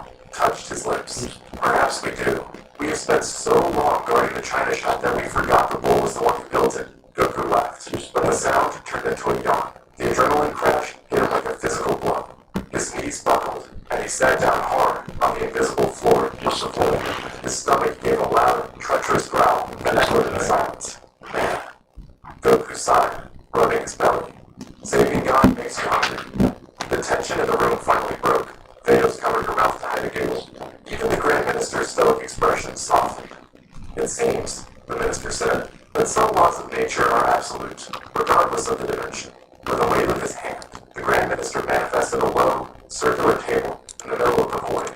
On it appeared a spread not of divine ambrosia, but of simple, steaming food, bowls of rice, roasted meats, and fruits from a dozen worlds. It was a peace offering, a communion. Sit, the minister commanded, though the word lacked its usual bite. Let us break bread before we return to our stations. The timeline is safe, the creator sleeps, and the mortal rests. Goku didn't need to be told twice. He crawled to the table, grabbing a drumstick with a grin that could light up a galaxy.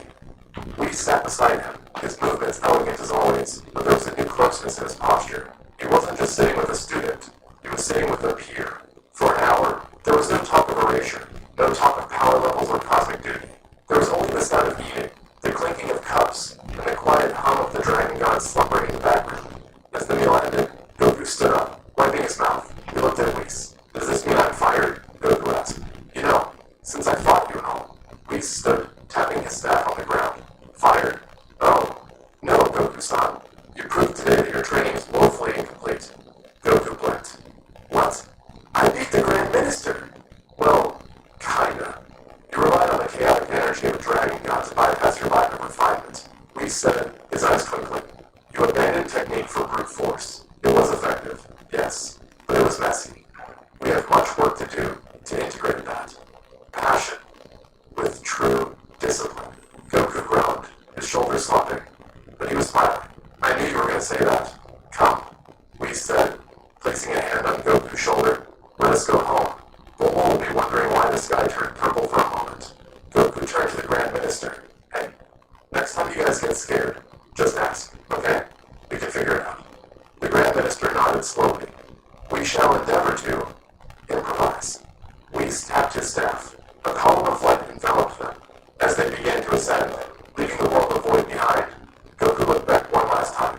The angels were bowing, not to Zalama, to him. It wasn't about submission. It was about respect. They were acknowledging the creature who stood in the gap between the lightning and the lightning rod. The light accelerated. The void vanished. The familiar stars of Universe 7 rushed into view, comforting and bright. Goku closed his eyes, feeling the hum of his own ki, quiet and steady. He had touched the infinite, held the power of creation in his hands, and fought the architects of reality. But as the cool night air of Earth hit his face, he realized he didn't want to be a god. He didn't want to be a dragon. He just wanted to be ready for whatever happened next. The universe was no longer a machine to be maintained. It was a story being written, and for the first time in eons, the ink was wet. The stars burned quietly, as if remembering his will. Have you noticed your Android phone getting slower over time? That's a serious red flag that your phone might be infected with malware and viruses. Here's how to get rid of it. Step 1. Install the Malwarebytes app from the App Store. Step 2. Run a free scan to find and remove all malware presence on your device. Malwarebytes is award-winning and one of the most effective antivirus solutions out there. And if you're looking for peace of mind online, I seriously recommend trying out their premium version. It gives you real-time protection, stops spam, and even includes a VPN. This way, you can only import security features in one app. The app is incredibly easy to use, and most importantly, it keeps you and your data safe. They have millions of users, and their software has won many awards for its effectiveness. Install Malwarebytes app today, and keep your phone safe. Secondhand remaster. Logically easy. Sit back and watch your remote items self-assist. All you need to do, just open it.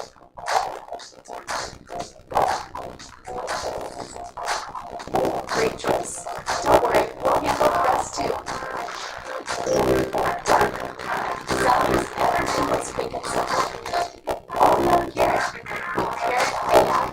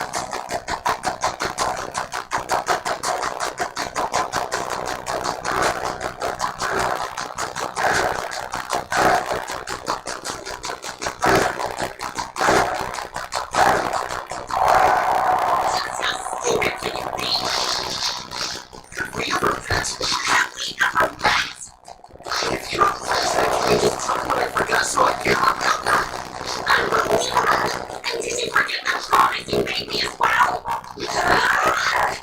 You promised to marry me, don't you? Now this life's over.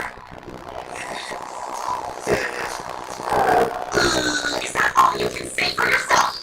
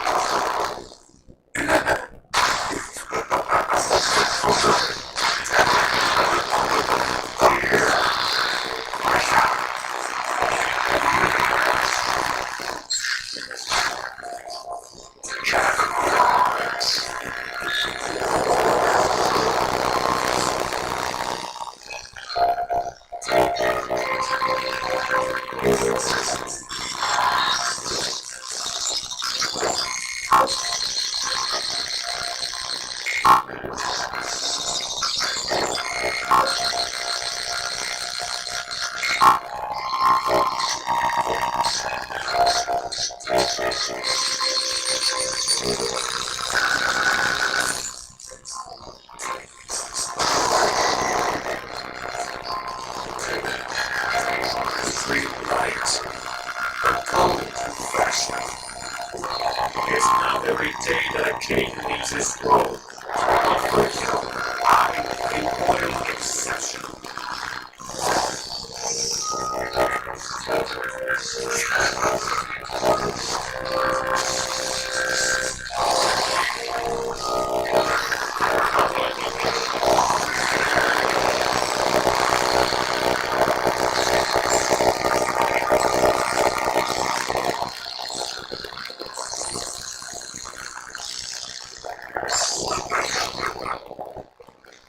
All my life I've trained for this one moment. For the pride of the Saiyans. For my family. And yes, even you, Kakarot. Say it legendary. Today dawn falls. Leaves with dust. Ashes to the wind.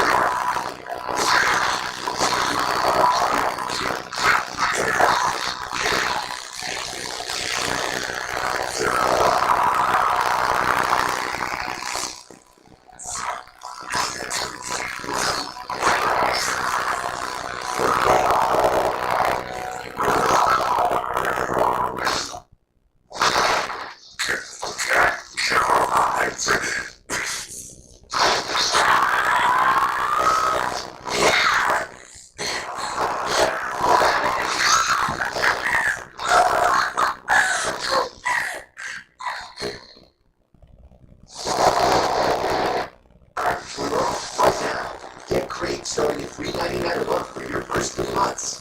And Screen and Series. Get Creek Originals. Plus, bring up the festive magic with iconic classics. Best time of year. Get Creek starting at $3.99 a month for your first 3 months. Ends January 12th. Terms apply.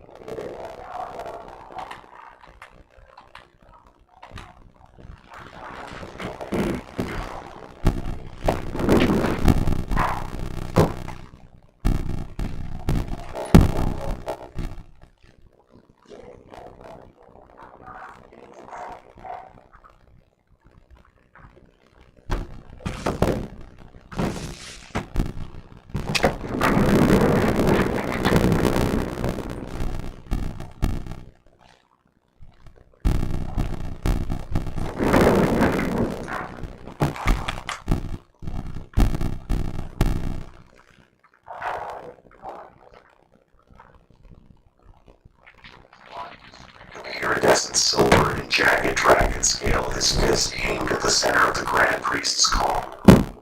In any other reality, that strike would have unmade a galaxy. But here, distance was a lie told by the weak.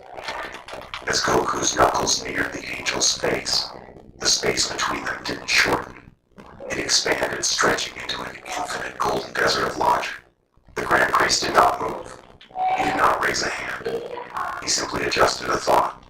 Suddenly, the concept of Goku's attack was rewritten. The kinetic energy did not vanish. It was simply told it no longer had permission to harm. Goku's fist slid off the air as if the universe itself had become a polished mirror refusing to be cracked. Time stuttered, a skipped heartbeat in the rhythm of creation. And before Goku could draw another breath, the Supreme Angel stepped into the space where the Saiyan's guard used to be. There was no flash of light, only the terrifying sound of a law being enforced. With a single, effortless touch to Goku's chest, the dragon scale armor of the pride of the Dragon Void didn't just break. It apologized for existing. The shimmering plates turned to gray ash, falling away in flakes of dead light. Goku's dragon instinct, usually a roaring predator in the back of his body, went silent, retreating into the dark like a frightened animal. He didn't just fall, he was subtracted from the sky.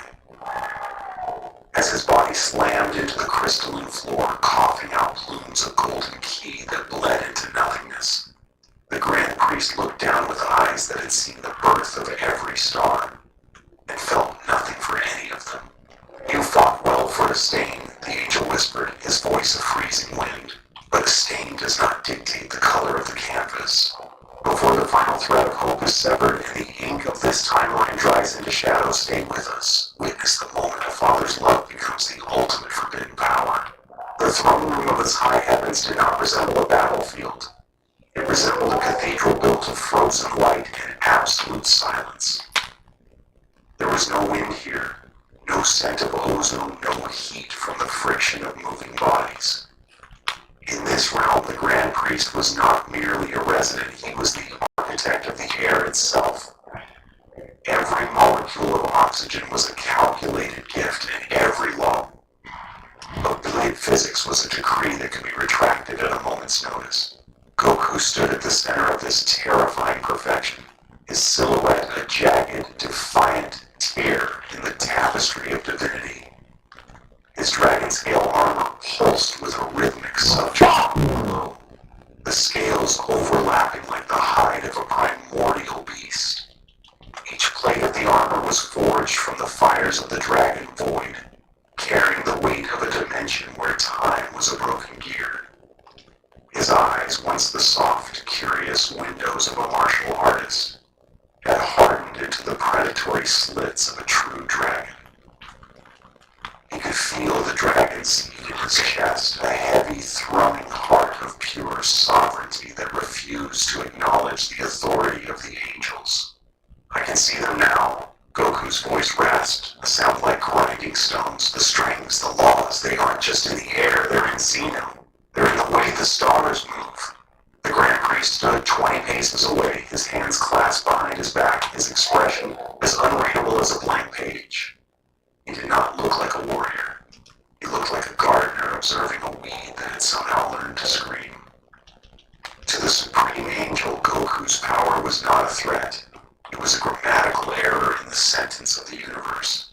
Vision is a burden to those who do not understand what they see, son Goku, the Grand Priest replied. His voice didn't travel through the air. It manifested directly inside Goku's mind, cold and perfectly polished. You see chains, I see structure, you see a prison, I see a king who is finally safe from the chaos of his own whims. Goku didn't wait for the sermon to end. He knew that in this place, words were just another way to bind a man. He pivoted, his lead foot shattering the crystalline floor not through physical force, but through a surge of dragon ki that rejected the floor's right to be solid. He became a blur of iridescent silver, a spear aimed directly at the Grand Priest's throat. In the mortal realms, this movement would have shattered the sound barrier 1,000 times over, but here, the Grand Priest simply blinked. Suddenly, the distance between them didn't just feel longer, it became longer. Goku was moving at a speed that could cross galaxies, yet the Grand Priest remained 20 paces away. It was as if Goku was running on a treadmill made of expanding space-time. The more Goku pushed, the more the universe retreated. He was a master of the instant transmission, a man who could fold space with a thought, yet he found himself trapped in a geometric nightmare. Distance is a definition, Goku, the Grand Priest whispered, his image flickering slightly as he adjusted the coordinates of reality. And I have decided that you are not close enough to touch me. You never will be. Goku's teeth bared in a snarl. He didn't pull back. Instead, he reached deep into the dragon seed, pulling a thread of power that predated the angelic law. If the angel defined distance, Goku would define the path. He let out a low, guttural roar, and the dragon-scale armor flared with a violet light. He wasn't just moving through space anymore, he was eating it.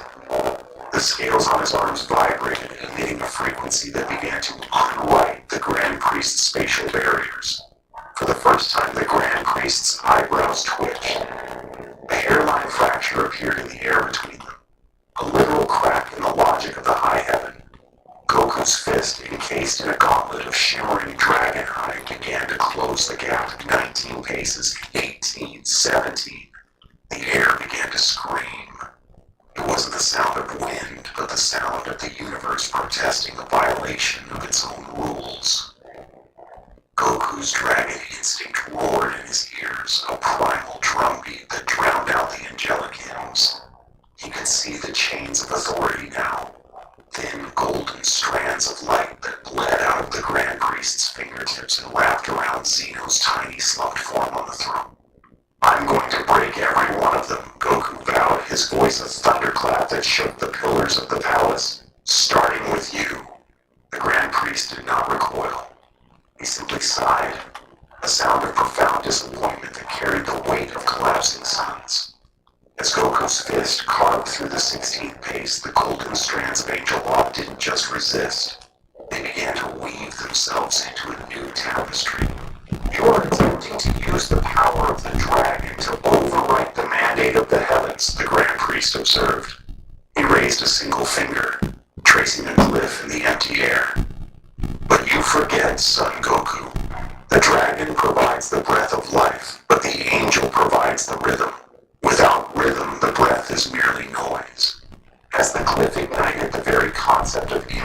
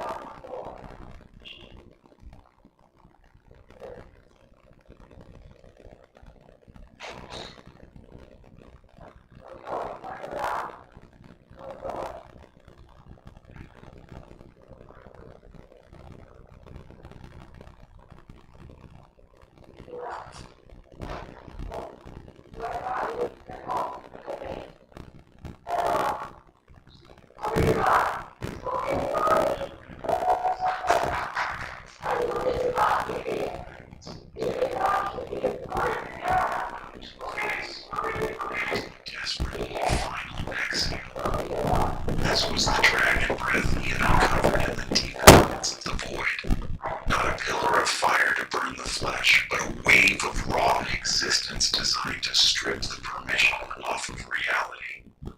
As he breathed out, a shimmering, translucent mist. The green dots here, select subscribe. You look really terrible, Miguel. Tell me about the devil chocolate down here in my out. Here, try a Red Bull. It's deliciously good. Red boy.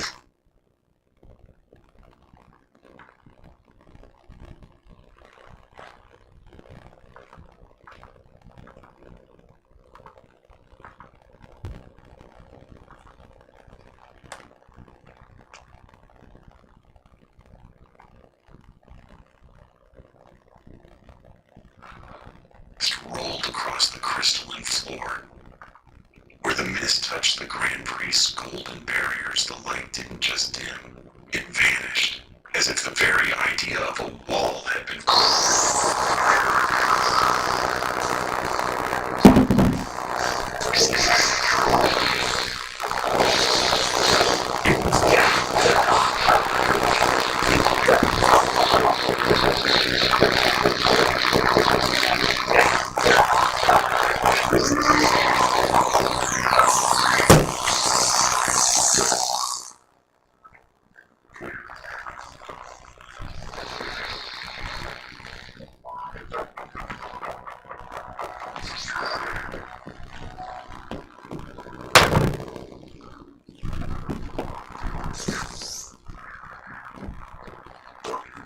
stop. God destruction. Tell me, feel that now. Tell God destruction.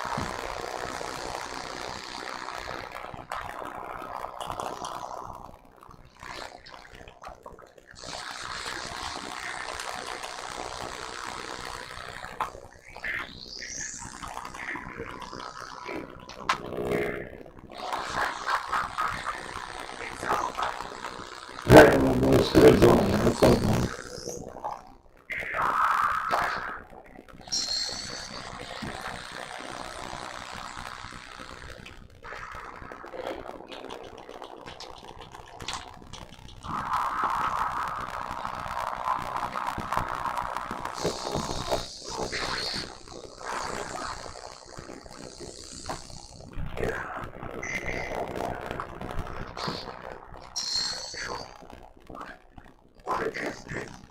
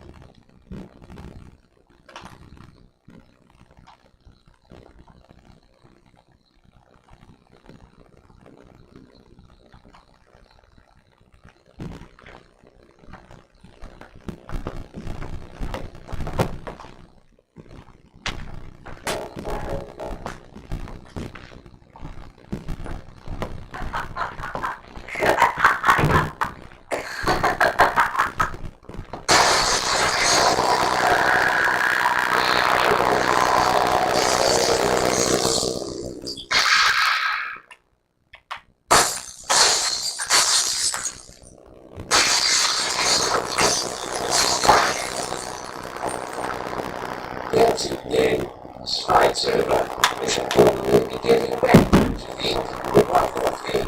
Try not to cause too much trouble.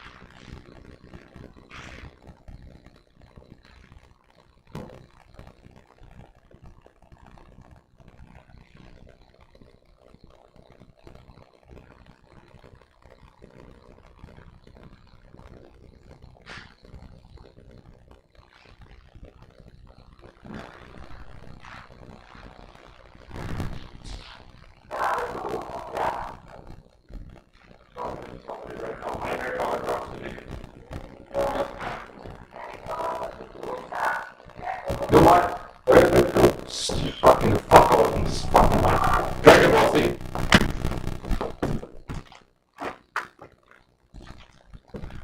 Senta longe da Renata Schaltek.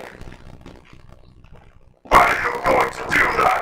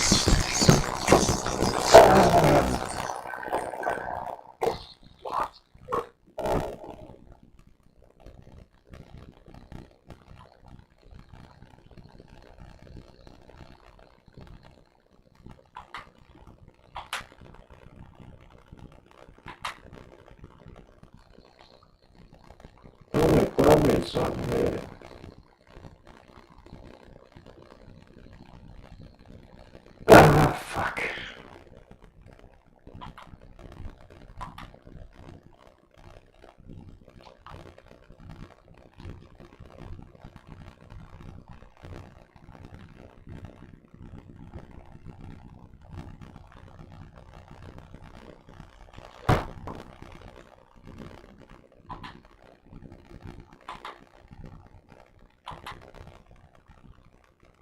Yes, what do you want? What you doing? Oh, this one too. Oh, yeah. This one. Yeah. I'm doing a multi. I can do something. Go check a movie. Overdose response system is a way for algorithms using opioids or other substances to get Okay.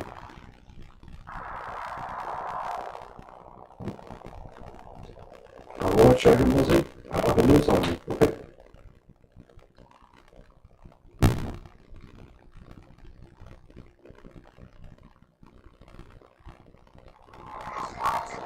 Such a big moment has arrived. This time, I'll do things differently. It is your turn, Kakarot. This time, will no longer be made pawns by the gods.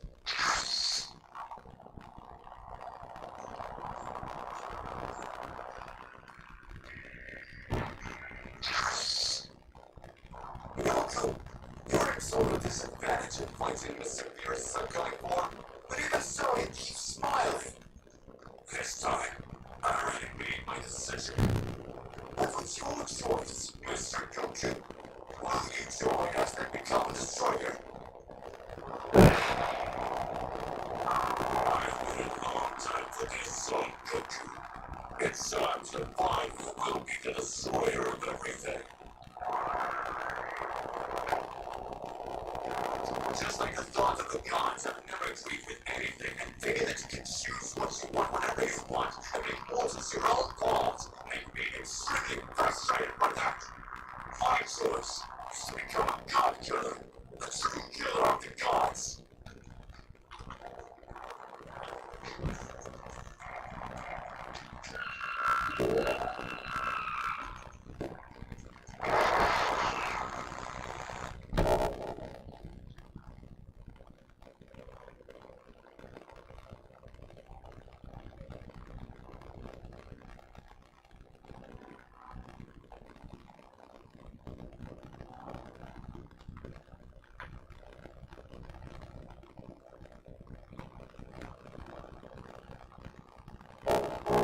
Iron Mosey. Eileen.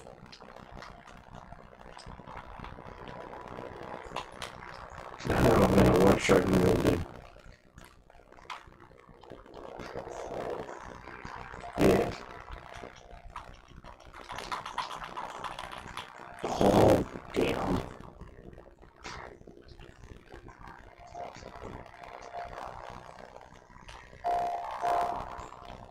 Play my game or watch Iron Mosey. I've saved the sex relations used against you. Nah, fuck.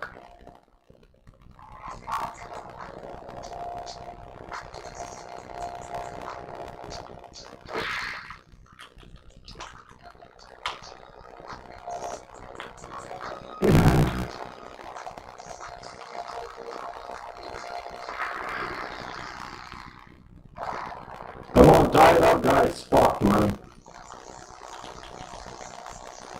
Yeah, I one shot. Fuck, I always. Come on, no. Oh.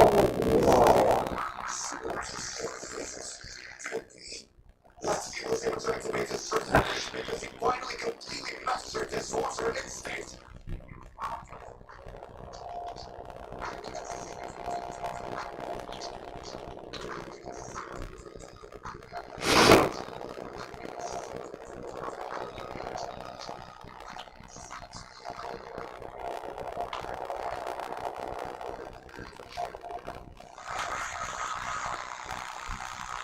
Get him, boys. Get him. Stick him. No.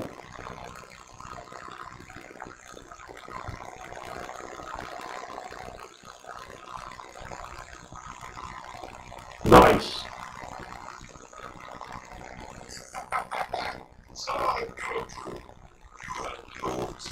Nice, nice, nice.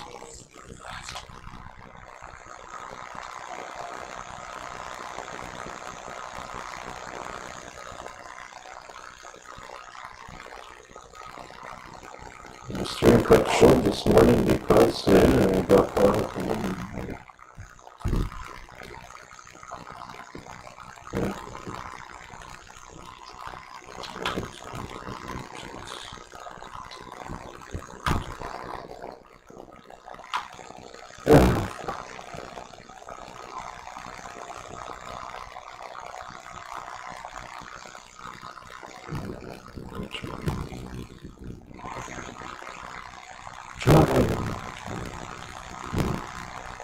Yes. Got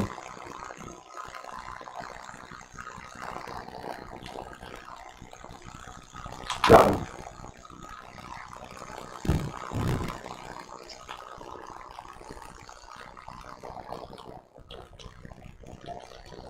Oh, we got my points. It's empty. Come on. 8 points, 8 points. 6.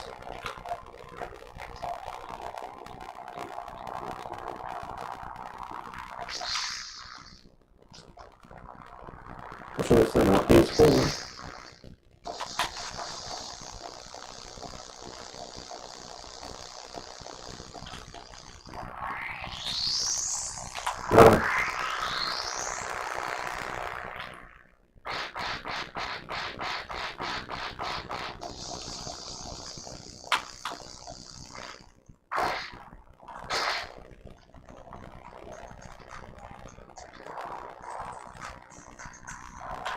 So it's going.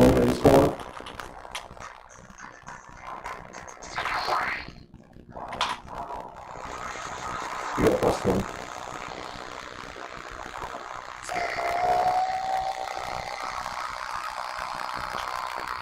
No. Little bit.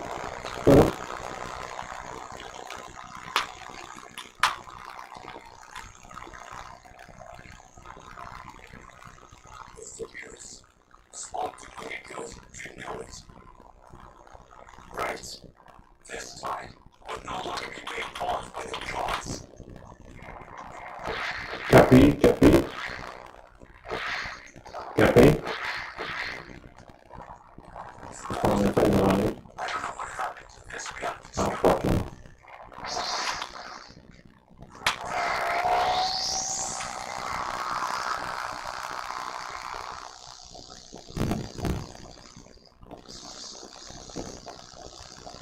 What's wrong with you? 40.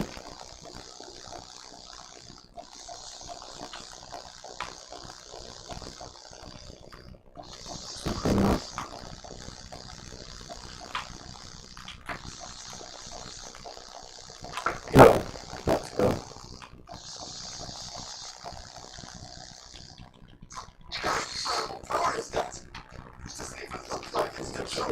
Marshall. Support.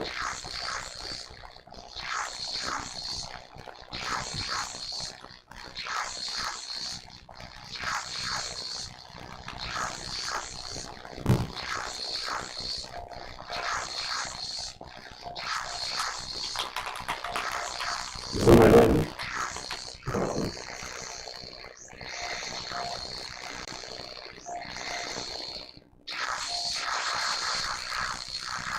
Copy. Copy.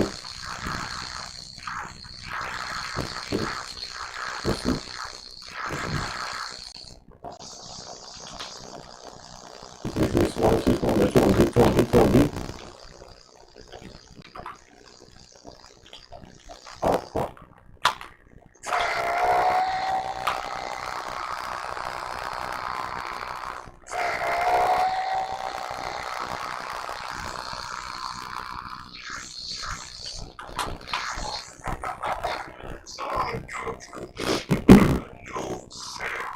She's going? Activate.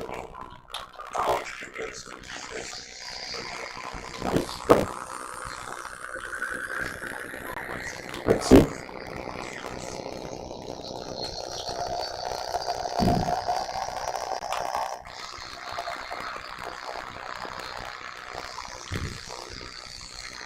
Just watch out.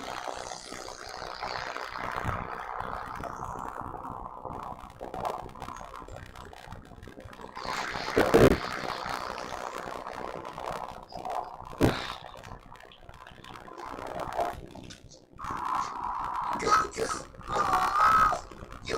Go in my walkway. Copy.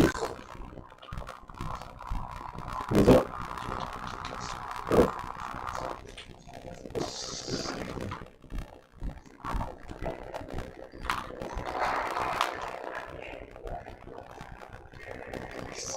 Copy.